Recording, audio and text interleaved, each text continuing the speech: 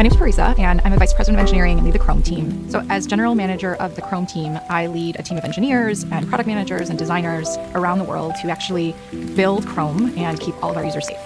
I think accessibility is important to all aspects of technology, and when we think about its relevance for cybersecurity, we ultimately want to keep everybody safe. I think of accessibility as making information, activities, or even environments meaningful, sensible, usable to as many people as possible.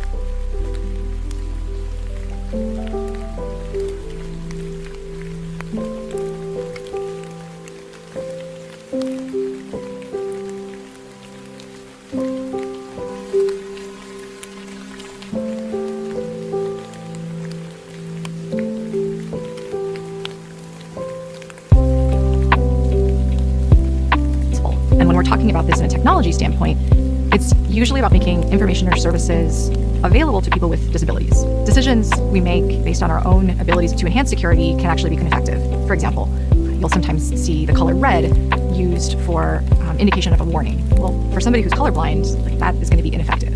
And so really thinking about accessibility when we're trying to keep people safe is super important for them to be effective. I've worked in the space of security for a really long time. I do see some parallels between the spaces. I've really been able to see innovation driven when you're trying to solve a very specific security problem.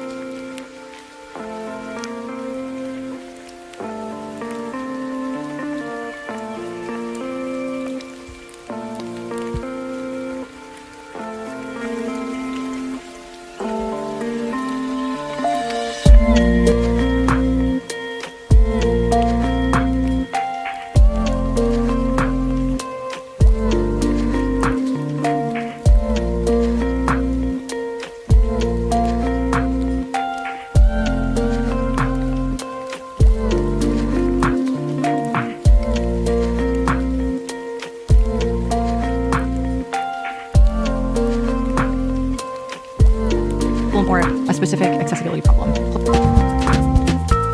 My name is Parisa, and I'm a Vice President of Engineering and lead the Chrome team. So as General Manager of the Chrome team, I lead a team of engineers and product managers and designers around the world who actually build Chrome and keep all of our users safe. I think accessibility is important to all aspects of technology, and when we think about its relevance for cybersecurity, we ultimately want to keep everybody safe. I think of accessibility as making information, activities, or even environments meaningful, sensible, usable to as many people as possible. And when we're talking about this in a technology standpoint, it's usually about making information or services available to people with disabilities. Decisions we make based on our own abilities to enhance security can actually be ineffective. For example, you'll sometimes see the color red used for indication of a warning. Well, for somebody who's colorblind, that is going to be ineffective. And so really thinking about accessibility when we're trying to keep people safe is super important for them to be effective. I've worked in the space of security for a really long time, and I do see some parallels between the spaces. I've really been able to see innovation driven when you're trying to solve a very specific security problem or a specific accessibility problem. Closed captioning was originally designed and built to help people with hearing impairments, but it ends up helping everybody. For people who are new to the field of cybersecurity, it's just really important to remember that there's a range of abilities that you are wanting to serve. It's so important to get user research and feedback and a range of abilities in terms of testing the effectiveness of your security mitigations. I know it was scary for me early on. I didn't look like everybody else. I really struggled with whether I belonged. Finding people who could be mentors, having the courage to ask questions and recognize that you're rarely the only person with that question, and just sort of persevering through sometimes hard moments can lead to breakthroughs and also just growing confidence. And one of the things I've learned is me having a different background than other people in this space was my own superpower. Instead of focusing on the delta between what I was and what the norm was in the room, I should feel a lot of pride in what made me unique and what unique skills and perspective I brought to the table.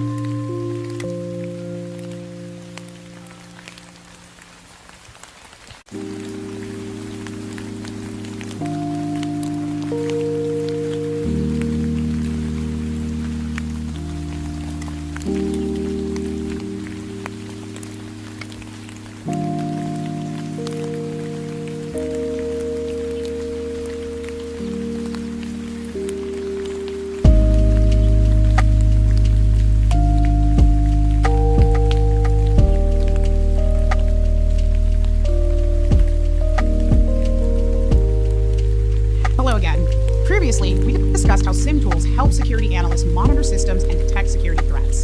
In this video, we'll cover some industry-leading SIM tools that you'll likely encounter as a security analyst. First, let's discuss the different types of SIM tools that organizations can choose from based on their unique security needs. Self-hosted SIM tools require organizations to install, operate, and maintain the tool using their own physical infrastructure, such as server capacity. These applications are then managed and maintained by the organization's IT department rather than a third-party vendor. Self-hosted SIM tools are ideal when an organization is required to maintain physical control over confidential data. Alternatively, cloud-hosted SIM tools are maintained and managed by the SIM providers, making them accessible through the internet. Cloud-hosted SIM tools are ideal for organizations that don't want to invest in creating and maintaining their own infrastructure. Or an organization can choose to use a combination of both self-hosted and cloud-hosted SIM tools, known as a hybrid solution. Organizations might choose a hybrid SIM solution to leverage the benefits of the cloud while also maintaining physical control over confidential data. Splunk Enterprise, Splunk Cloud, and Chronicle are common SIM tools that many organizations use to help protect their data and systems. Let's begin by discussing Splunk. Splunk is a data analysis platform, and Splunk Enterprise provides SIM solutions. Splunk Enterprise is a self-hosted tool used to retain, analyze, and search an organization's log data to provide security information and alerts in real time. Splunk Cloud is a cloud-hosted tool used to collect, search, and monitor log data. Splunk Cloud is helpful for organizations running hybrid or cloud-only environments, where some or all of the organization's services are in the cloud. Finally, there's Google's Chronicle. Chronicle is a cloud-native tool designed to retain, analyze, and search data. Chronicle provides log monitoring, data analysis, and data collection.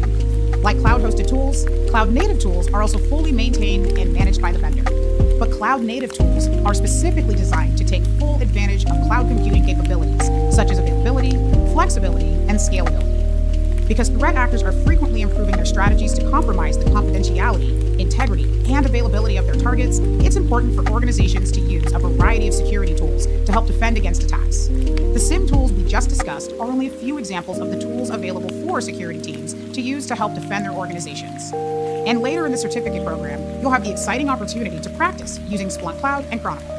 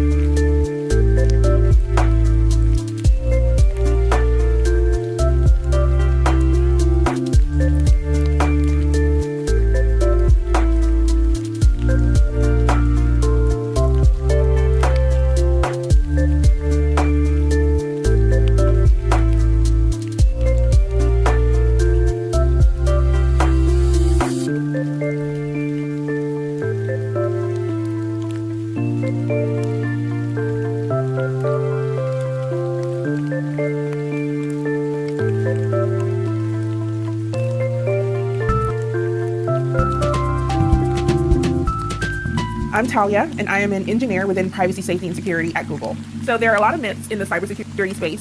One big one is you must know how to code, or you must know how to hack, or you must be a math whiz. I don't know how to code, although I have learned how to read code over time. I'm not a hacker. I'm not on the red team side of security, and more like on the blue team. I'm not a math whiz. I definitely took the business route, but I'm not a mathematician. That wasn't really the path. So a lot of my strength really lies in my ability to build relationships, learn quickly on the job, conducting research, asking all the right questions. I think those have been my strongest strengths. Another big myth is that you are required to have a cybersecurity degree. I actually went to school for business. An advanced degree is not required. Even though I did later on go back, that was my preference. You do not need to pursue that in order for you to be considered a great candidate for cybersecurity. Another big one is you work in isolation within cybersecurity. It really depends on the path that you choose, but I found that to be one of the most, couldn't be further from the truth. My my biggest advice for anyone who's interested in cybersecurity is be okay with creating your own path. The path looks different for everyone. If you were to talk to 5 different people, their journeys are all different. So own your journey and, identify people who can support you. Let them know that you're sitting for the certificate and see what kind of support that you can get as you start your journey.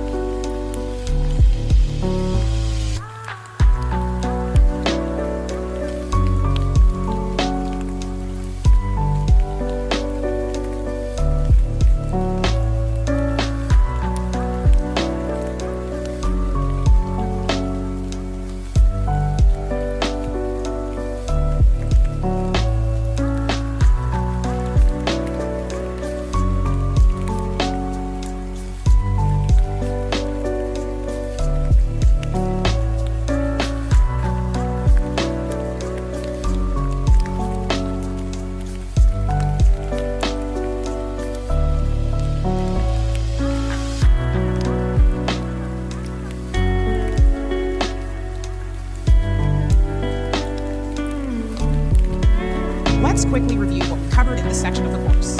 We started by discussing the importance of logs in cybersecurity, and we explored different log types, like firewall, network, and server logs.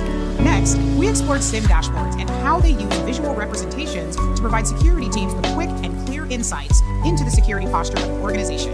Finally, we introduced common SIM tools used in the cybersecurity industry, including Splunk and Chronicle. We'll be exploring even more security tools later in the program, and you'll have opportunities to practice using them. Coming up, we'll discuss playbooks and how they help security professionals respond appropriately to identify threats, risks, and vulnerabilities. Meet you there.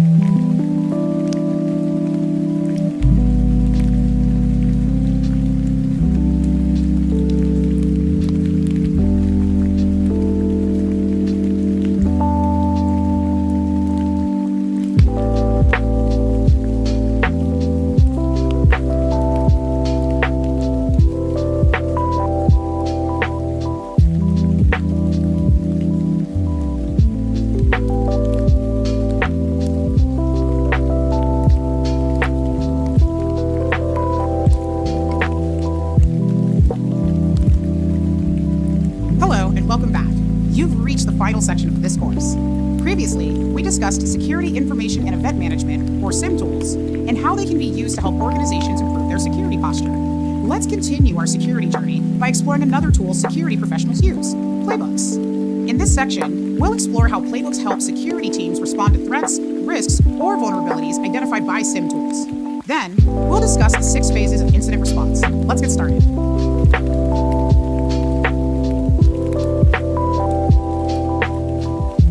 Previously, we discussed how SIM tools are used to help protect an organization's critical assets and data. In this video, we'll introduce another important tool for maintaining an organization's security, known as a playbook. A playbook is a manual that provides details about any operational action. Playbooks also clarify what tools should be used in response to a security incident. In the security field, playbooks are essential. Urgency, efficiency, and accuracy are necessary to quickly identify and mitigate a security threat to reduce potential risk. Playbooks ensure that people follow a consistent list of actions in a prescribed way, regardless of who is working on the case.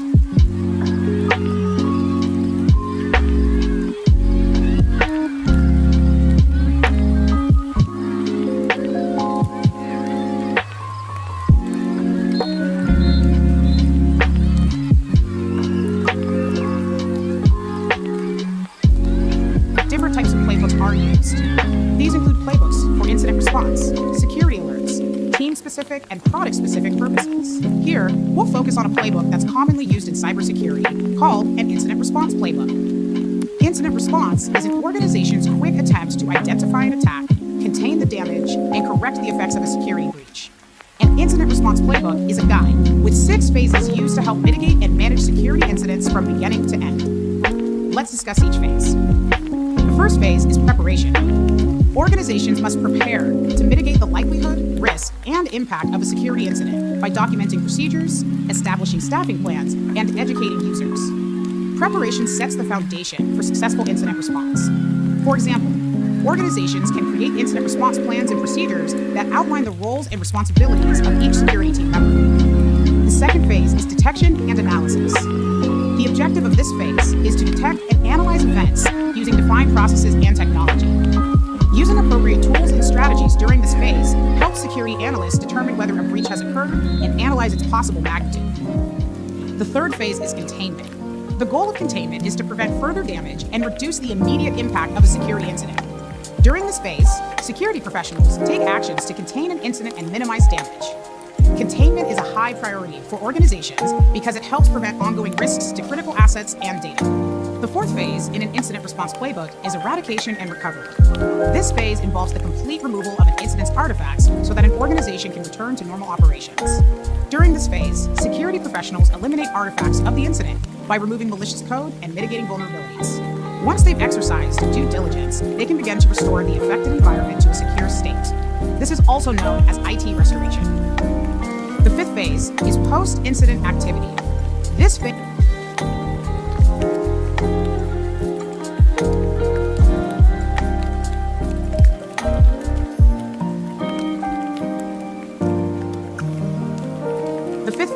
is post-incident activity. This phase includes documenting the incident, informing organizational leadership, and applying lessons learned to ensure that an organization is better prepared to handle future incidents. Depending on the severity of the incident, organizations can conduct a full-scale incident analysis to determine the root cause of the incident and implement various updates or improvements to enhance its overall security posture. The sixth and final phase in an incident response playbook is coordination. Coordination involves reporting incidents and sharing information throughout the incident response process based on the organization's established standards. Coordination is important for many reasons. It ensures that organizations meet compliance requirements, and it allows for coordinated response and resolution. There are many ways security professionals may be alerted to an incident. You recently learned about SIM tools and how they collect and analyze data. They use this data to detect threats and generate alerts, which can inform the security team of a potential incident. Then, when a security analyst receives a SIM alert, they can use the appropriate playbook to guide the response process. SIM tools and playbooks work together to provide a structured and efficient way of responding to potential security incidents. Throughout the program, you'll have opportunities to continue to build your understanding of these important concepts.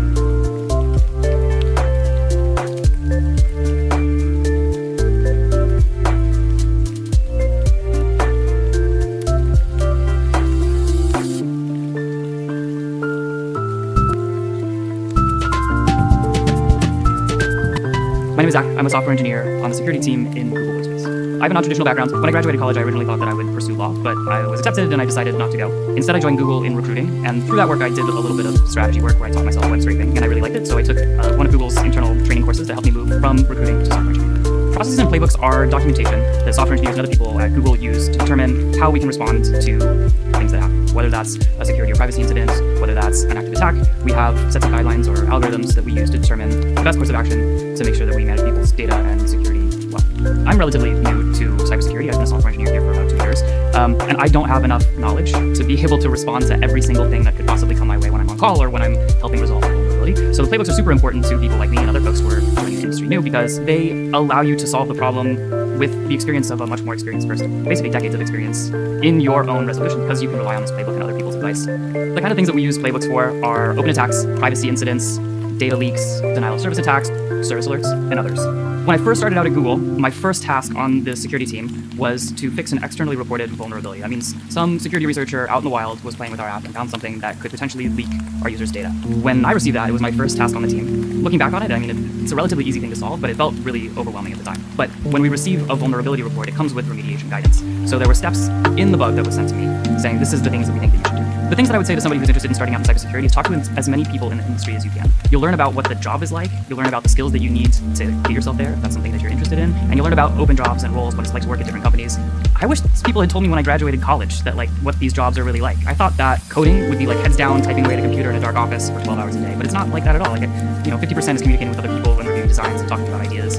And that's really compelling, and I think if somebody had said that to me at the beginning, my career would have been totally different. Some teams come in and out of fashion, but security is ever present. It's really important now, it's only getting more important. So there's a certain amount of security that comes with being in a security team. Definitely a good place to be.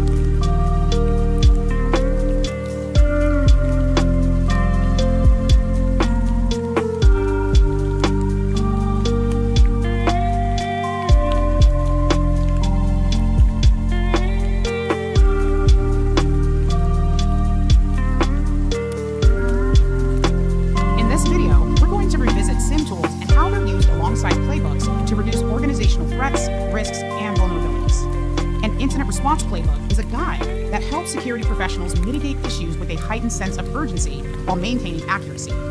Playbooks create structure, ensure compliance, and outline processes for communication and documentation. Organizations may use different types of incident response playbooks depending on the situation. For example, an organization may have specific playbooks for addressing different types of attacks, such as ransomware, malware, distributed denial of service, and more. To start, let's discuss how a security analyst might use a playbook to address a similar, like a potential malware attack.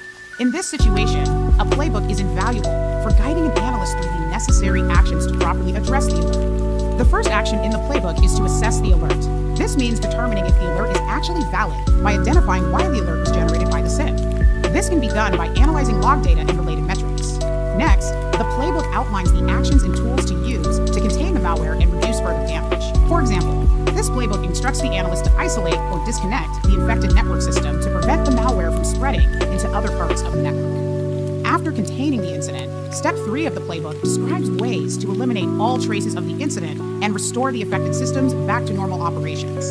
For example, the playbook might instruct the analyst to restore the impacted operating system, then restore the affected data using a clean backup created before the malware outbreak. Finally, once the incident has been resolved, step 4 of the playbook instructs the analyst to perform various post-incident activities and coordination efforts with the security team. Some actions include creating a final report to communicate the security incident to stakeholders, or reporting the incident to the appropriate authorities, like the U.S. Federal Bureau of Investigations or other agencies that investigate cyber crimes. This is just one example of how you might follow the steps in a playbook, since organizations develop their own internal procedures for addressing security incidents. What's most important to understand is that playbooks provide a consistent process for security professionals to follow. Note that playbooks are living documents, meaning the security team will make frequent changes, updates, and improvements to address new threats and vulnerabilities. In addition, organizations learn from past security incidents to improve their security posture, refine policies and procedures, and reduce the likelihood and impact of future incidents. Then, they update their playbooks accordingly. As an entry-level security analyst, you may be required to use playbooks frequently, especially when monitoring networks and responding to incidents. Having an understanding of why playbooks are important and how they can help you achieve your working objectives will help ensure your success within this field.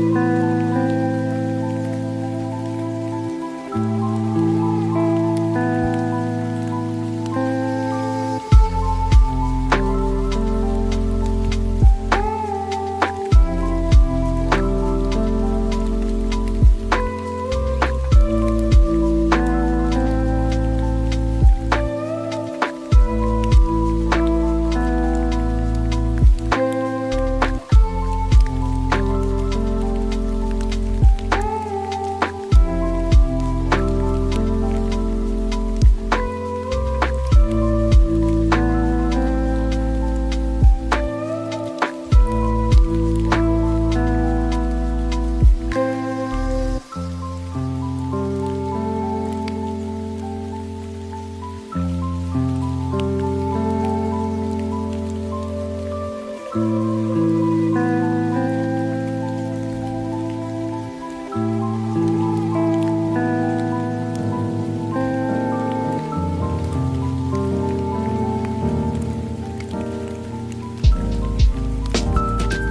everyone, my name is Erin and I'm a privacy engineer at Google.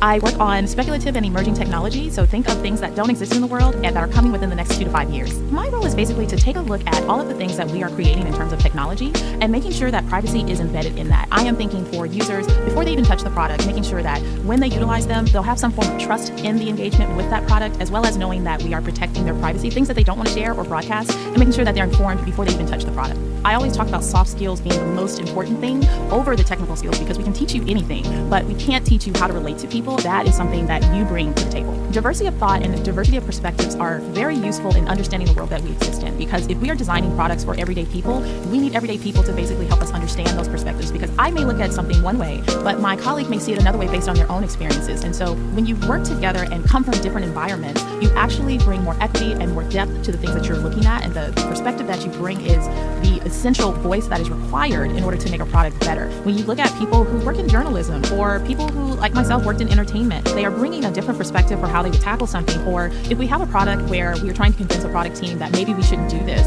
it's always helpful to say, from someone who worked in journalism, do we really want this to end up in the Times? Probably not, right? And that is a way to come at people that on the ground floor, they understand what that looks like. All of the experiences that you have had from the time you were born to now, they have been your experience. And you have to think about that in terms of where we're going with technology. When we're developing for a wide array of people, your experience may be someone else's experience. And so if we don't have you in the room, then we are missing the opportunity to actually bring something beautiful, I would say, to the equation, which is why I encourage people, please come, work with us in terms of technology, get involved in STEM, because the equity across products, security, privacy, you name it, whether it be, software engineering, everything requires a different voice, and it actually requires your voice.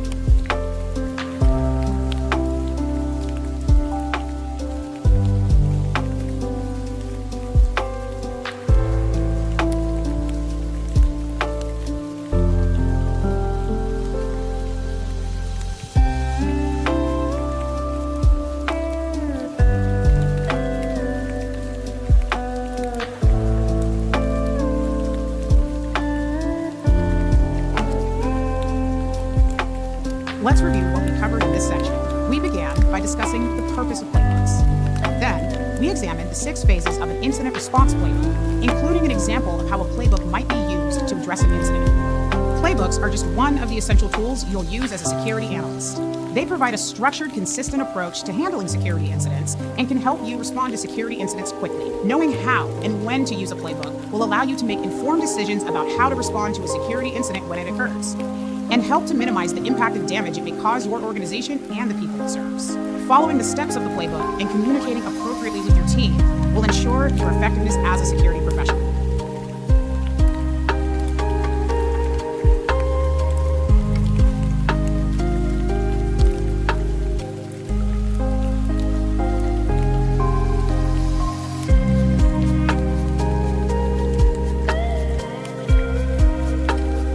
Congratulations on completing this course. Let's recap what we've covered so far. First, we reviewed CISSP's 8 security domains and focused on threats, risks, and vulnerabilities to business operations. Then, we explored security frameworks and controls and how they're a starting point for creating policies and processes for security management. This included a discussion of the CIA triad, NIST frameworks, and security design principles, and how they benefit the security community as a whole. This was followed by a discussion about how frameworks, controls, and principles are related to security audits. We also explored basic security tools, such as SIM dashboards, and how they are used to protect business operations. And finally, we covered how to protect assets and data by using playbooks. As a security analyst, you may be working on multiple tasks at once. Understanding the tools you have at your disposal and how to use them will elevate your knowledge in the field while helping you successfully accomplish your everyday tasks. Coming up next in the program, my colleague Chris will provide more details about topics covered in this course and introduce you to some new core security concepts. I've enjoyed sharing this area with you.